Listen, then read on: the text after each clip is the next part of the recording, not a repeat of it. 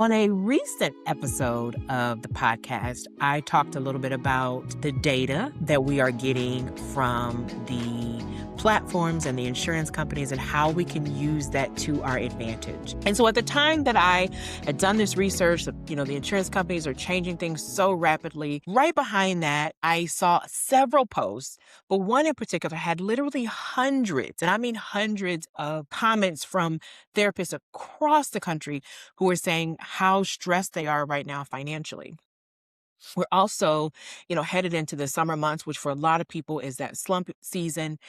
And all of that is being backdropped by the fact that I'm reading this book that my sister encouraged me to read, called Rich as F. And I'm not going to fill in the F for you, but it's by Amanda Francis, who has a master's degree in counseling, I believe, but is also a life coach and has built this multi-million-dollar practice. And so all of these things are kind of happening in the same window. And part of the data that I didn't really pull out a lot in the previous episode was that the demand for therapists, the demands for counseling, the demand for mental health services or mental health adjacent services has never been higher than it is right now. But juxtaposition to that are therapists who are closing their doors and worried about whether or not they'll be able to survive this. And all of that going together kind of put a mirror up to my face and said, I think we need to have a conversation about the limits that we place on ourselves regarding money. And I've talked kind of around this before, but never about it is as specifically as I am going to today, because I have an announcement to make about my business and the business that I run. And if you are sitting here and listening to this episode and not clear or not sure or worried about how you're going to hit your income targets, you probably have at least an inkling that you should just kind of settle and survive. And I want to challenge you to not do that today, because I am going to make $1 million in my business and with the practice. And I want to encourage you to set huge goals for your business to do the same. Welcome back to Peace and Profit for Therapists. My name is Calvalyn. I am a career design strategist for therapists, many of whom are multi-passionate and most of whom are starting, growing, and scaling private practice. And today we're talking about how to make sure that your money mindset isn't keeping you stuck where you don't want to be. Some of you may know that for a long time, I have had a vision book. I've talked about it on my social media, and I may have mentioned it in the previous episode as well. This vision book is similar to a vision board, only it has pages in it, different pages for my kids and my business and different things. For a long time, I had 10K month in my vision book, maybe years, right? And that 10K for me represented success. It represented achievement. There's a part of it that maybe, represented for me that I was a real business, right? That this wasn't something that I was just kind of doing. But I had this moment not that long ago where I was working on one of my daughter's FAFSAs, right? And as I'm going through the numbers, I'm realizing that I have been consistently somewhere between 10 and 12, sometimes even $15,000 months. And what dawned on me is how easy it was for me to hit that number and not even realize it. I had hit that number, I had achieved, but I didn't necessarily feel it. Now, maybe part of why this didn't necessarily feel specific to me is because I have been through some very, very difficult financial situations. I grew up very much middle class, upper middle class, but even though my sister and I laugh about this from time to time, even though our family was technically financially secure, my parents were terrible with their money.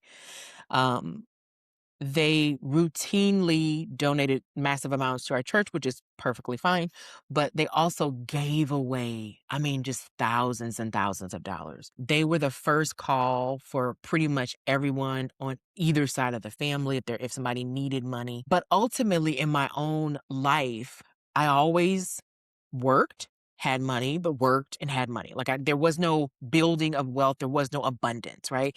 It was very much, it wasn't necessarily always paycheck to paycheck, but it was very much like money was fluid, but it wasn't growing, if that makes sense. And around 2008, and if you weren't an adult in 2008, you might not know that was the time when there was a pretty significant recession. Foreclosures were huge because there had been this massive kind of scheme where the banks had given lots and lots of people who probably shouldn't have qualified for homes that they couldn't afford by giving them adjustable rate mortgages. I did not have that situation, but I got caught up in it because at that time I was trying to sell my home and nobody could get qualified for a loan because the banks had reset all the rules and were like, we don't have any money to give anybody. So a nice starter home like I had didn't have a buyer. And ultimately, I lost the first home that I owned because I had moved to another city and I couldn't keep the renter in it and I couldn't afford to pay the rent and pay my bills. And it was a rough time. It was a rough financial time. I had bought in a home, loved it. We needed to move for work and planned on selling it, and it didn't sell. And like a lot of people during that period of time, I ended up losing the home. That led to a foreclosure and ultimately a bankruptcy. And so financially, I had been at rock bottom before. When you've been at rock bottom, sometimes there's like rock bottom and there's like survival. And that's as far as it goes. It doesn't get beyond that. So the $10,000 was like the beyond that in my mind, but I'd hit it. And somewhere along the line from survival to beyond survival, there was this ceiling that kind of got built around my head. There is I'm going to call it a concept that Gay Hendricks, who is the author of The Big Leap, describes as the upper limit. And that upper limit is what you are consciously allowing yourself to have, right? There's a certain amount of love. There's a certain amount of money. There's a certain amount of joy. There's a certain weight, right? All these different things. So like this is the safety zone for whatever wonderfulness you can experience. And essentially, your brain, your body, your behavior will all line up to keep you right in that little zone of whatever your body feels safe with. Anything beyond that, you'll naturally find a way to keep yourself right in that spot. I feel like $10,000 to $15,000 a month has become my upper limit. And I think that's ridiculous because I know that I'm capable of earning more than that. I know that I produce wonderful things for my community that are worth more than that. And so I'm intentionally busting through my own upper limit, refusing to let that natural self-sabotage, that natural cap, hold me to this number that no longer serves where I want to be in my life. And the reason I'm choosing to share all of this in full color with you, my community, is because I think this happens to a lot of helpers, healers, caregivers, counselors, coaches, therapists. I think we naturally spend a lot of our time from the beginning where we are in grad school and being conditioned to, work for nothing or, prioritize the needs of the clients and the community. I think we have an identity that is built around service, selflessness, and maybe even suspicion of wealth and profit, right? So we feel natural conflict, this like character flaw around whether or not we can have a certain amount of money. So we create a ceiling. I think for a lot of therapists, that ceiling is six figures, $100,000 to $120,000. And I've talked at length when we, in everything from the Own Your Practice Challenge to the CEO Clarity event, like anytime that I'm talking to you about your numbers, I think a lot of people are shooting for the wrong number. Most practitioners have a revenue goal that they think is aspirational, that they think is big, right? But when they start to factor in your expenses, your taxes, your reinvestment, the life that you actually want to live, the number that you're shooting for, it really doesn't even touch it. It doesn't get close. Most of the people that I know want to give, they want to donate, they want to sow seeds, they want to invest, they want to help their children, they want to take care of their parents. There's all these different things. And so $120,000 is not going to get that in 2026. So I think that maybe there's a chance that you have been living under an upper limit too. So, yes, I am going for $1 million in revenue this year for both my business and also the practice that I run. But I'm also going for this in a way that I think honors my values and my beliefs. So, before I get too much farther, make sure that you're following me on all the socials. I'm going to be sharing on a daily basis what I am currently doing to get to that number. And you can do some of the same. All right. Now, part of why this is coming up for me is because we are sort of in the middle of the year, right? This is a moment when a lot of therapists start to look at those numbers. They paid that quarterly tax. They've paid, anything that was left over from last year. And they are quietly giving up on the goals that they set. The summer slump is hitting. The caseloads have thinned out a little bit. You're still, fighting with the insurance companies. Every time you turn around, there's a new announcement for somebody. You set a goal in January. It was a choice. You made the choice. And maybe that number wasn't high enough, but you had made that choice. And now you are questioning whether or not it's possible. When things get rocky, we have a tendency to settle and we have a tendency to retract or contract, maybe is the word. And I am encouraging you to do the opposite. I'm encouraging you to expand. Yeah. I'm encouraging you to decide that you still got time to plant seeds and that the seeds that you've already planted are still growing, and to believe that the work that you've done is accumulating, and that you could have a moment where everything suddenly begins to harvest all at the same time. And this is not, like I could get a little spiritual, a little woo-woo, a little, faith-based for you, but this is a business principle, right? And business principles, natural, spiritual laws are things that you can actually see the results of. And even if you say like, but Calvalyn, I haven't done enough this year. I said I was going to do it, but I haven't started. You can start today. You can start today and still see massive results in the next 30, 60, 90, 120 days, right? And so I want you to follow along with me, and I want you to see what I'm doing and do what you can in your own community, because it's still possible for you. We have a tendency to see before and after stories, right? The big weight loss, the big money gain, and get really, really excited about that. I want to encourage you to follow along in the middle. The middle can sometimes be messy, and maybe you're in the middle of your messy too. Here's a couple of questions I would really encourage you to consider today if you have not hit your income target, or maybe you're not on track to hit your income target, but something about what I'm saying today sounds like it could be true. Question number one, are you going for the right number? Now, I'm not saying that for you to go for a smaller one. I'm actually saying that because you might want to go for a bigger one. Believe it or not, sometimes the number that we go for is too small to excite us. It's too small to motivate us. We are doing the mental math, and we're thinking like, well, yeah, I really want this amount, but then you start thinking about all the bills that'll eat up that amount, so then you're not even excited about that amount anymore. I want you to pick a number that's big enough to excite you, that feels just the side of terrifying, maybe a little scary, because that is going to help your brain start to think differently about the thing that you're doing, right?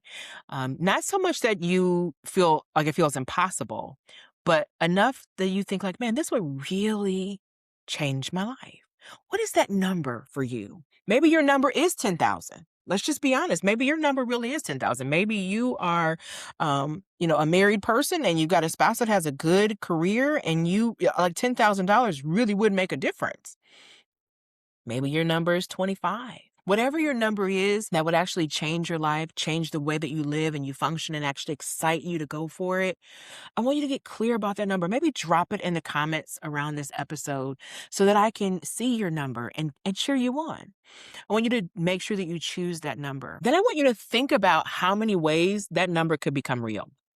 And this is where, guys, this is the one where when I got here, I really started to get excited about this because there is no less than a dozen ways right now I can make $1 million in the next 24 hours. No lie. No lie, as God is my witness. I have several products and services that I offer that could easily make me a millionaire by tomorrow. Well, if I have several products and or services that I offer that can make me $1 million tomorrow, today, then I certainly could be a millionaire by the end of the year. And maybe you have some of those too. Maybe you have some ideas or some products or some services or some relationships that could very easily be your $1 million moneymaker. Let your mind get excited. If you're not sure, you're not feeling super creative, I want you to get on somebody's AI and start asking them some questions, right? Put your resume in there, put your credentials, put your passion, the people you work with. Like there's so many different ways to do that. But the truth is, most of the people who have a master's degree and a license and a career that has spanned any number of years have about a dozen ways that they could make 5 to 6 figures in the next 30 to 60 days. So get creative and think about what that could look like, right? I mean, just do the math, pull out your calculator and see how many, $20 products, $100 products, $1,000 products, $5,000 products that you could sell to get to the number that you want to hit for yourself this year. And then I want you to start thinking about what it would actually look like for you to do that. Now, this is why I really want you to make sure that you're following me on the socials because I'm going to be showing you in real time what I am actually doing. There's several things that are non-negotiable for me as a part of this process. Number one, especially since I have been listening to this book, Rich as F, I am intentionally making sure that I'm doing something every single day that puts me in the millionaire mindset. This is the one that sometimes we skip over, right? When you are faced every single day with things that are telling you that it's bad, it's really bad, right? Money is tight, this is stressful, just, do whatever you have to do. Take on 10 new EAP clients. Who cares if it barely even covers your costs, right? When you are being faced every single day, dozens of times per day, with the stress and the strain of lack and frustration, if you don't spend a few intentional moments every day conditioning your brain to believe the potential of something being different, you will never be able to accomplish your financial goals. You just won't. The financial stress and pressure actually limits your brain's creativity, and you need to be in a place where you can access all of that to be able to truly hit your goals. So for me, that is a part of this process. It's also really important to me that I am doing income generating activities every day. And that will be one of the things that I share on my socials. But last but not least, it's also very, very important to me that I do this in a way that makes sense for me. If you have paid attention to any of the experts, the gurus, the sales and marketing coaches, you know that many of them sell products that are $25,000, $50,000 plus, right? Or maybe you don't. That they do. I'll just tell you that. And I'm not saying there's anything wrong with that. I'm just saying that that's typically what they do. And many of them are spending tens of thousands of dollars on ads. So, for example, they might have a $10 million launch, but they spent $5 million on ads. Hey, and there's nothing wrong with that. That is a highly profitable business model, but I'm not planning on doing that, right? I'm planning on doing this the way that I would expect you're going to do this. And you don't have access to $1 million in ads, so I'm not really planning on spending $1 million on ads. Now, that's not to say I won't use ads at all, but my plan is not to spend $1 million on ads, right? My plan is to build organically and intentionally in the way that I would expect you to be able to do. Now, there's a good chance you could access a couple $100s for ads a month. And so I might be doing something like that. But that's kind of what I'm looking for. Building a business that hits $1 million in revenue in the way that I want to live my life. I firmly believe that I do not have to hustle or grind or sacrifice my morals, my values, my beliefs, or not take care of my kids and not see my family. So the other thing that I'm guaranteeing that I'm committing to doing on a daily basis is something that brings me joy and love and light and having a good, solid end time, right? So, like, I'm not going to work around the clock. I'm just not going to do it. I have the capacity to work lots of hours. And for somebody like me that really enjoys what I do, I love the work that I do, it would be very easy for me to work an exceptional amount of hours. But again, I'm trying to build the way that I want to live. And I want to have a life that includes white space and light space and joy and excitement and fun, time with my kids and my grandkids and my favorite baby niece and all the different things. So if that's the kind of business you want to build, and if you want to spend a little bit of intentional time, not being trapped under the weight and the pressure and the stress of worrying about money, and maybe to get excited about your business and the potential and the options that you have, I would really encourage you to follow along on this journey and see how it works. And I will be sharing the lessons that I'm learning in real time. And some of them will probably come back to the podcast as well as I have more, like frameworks that I can actually share and details that I can share. But in the meanwhile, I'd love for you to be a part of this story that I'm building. So connect with me on the socials.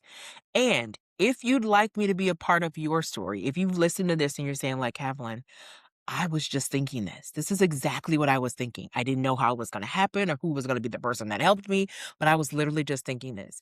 I want to give you a couple of ways that I can be a part of your story.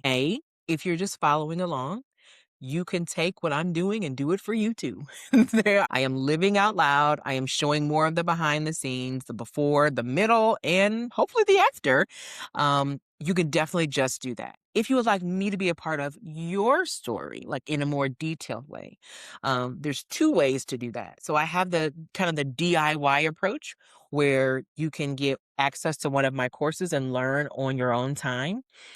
Or you can have me put my eyes and ears on your business and a practice revenue diagnostic, or we can do the done with you approach. And that would be either through my one-on-one coaching or my group coaching with the Leverage Lab. Both of those are options.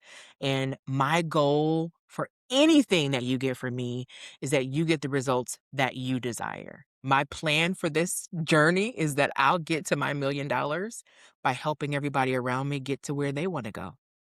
And that's my plan. So I am going for $1 million in revenue for my individual business, as well as for the practice that I run, for each of us to hit $1 million in revenue in a year when, unfortunately, lots of people are not having that success, to show that it can be done without the pressure and overwhelm and stress that so many people believe is necessary. Because over here, I believe that peace and profit are not in competition. You get to have them both.